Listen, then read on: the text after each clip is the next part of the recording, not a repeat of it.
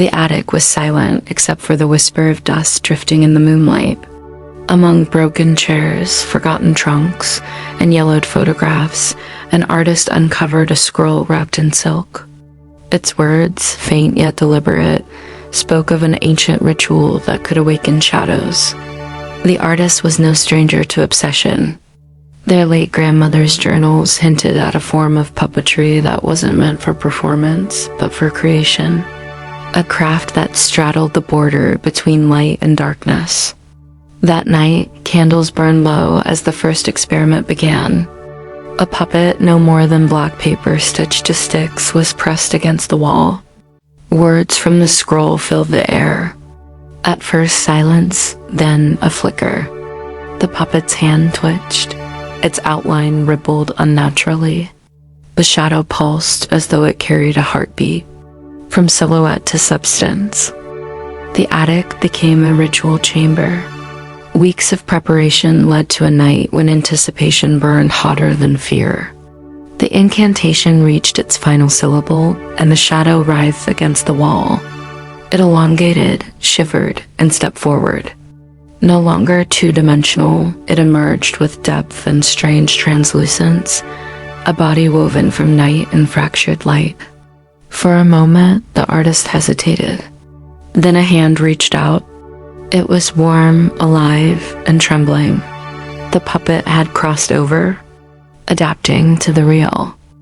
At first, the creature stumbled. The hum of a lamp, the creak of wood, the crackle of fire all assaulted senses it had never known.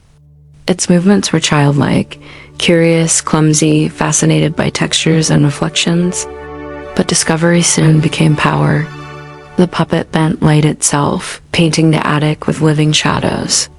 It cast illusion spirals of black flame, phantom birds soaring across walls, constellations that shifted with thought alone.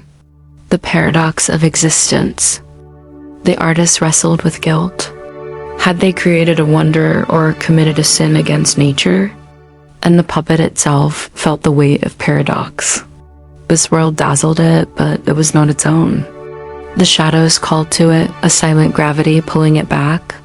Yet something fragile bloomed between creator and creation. They shared emotions without words, gestures carrying weight beyond language. The bond was undeniable. A glimpse beyond the veil.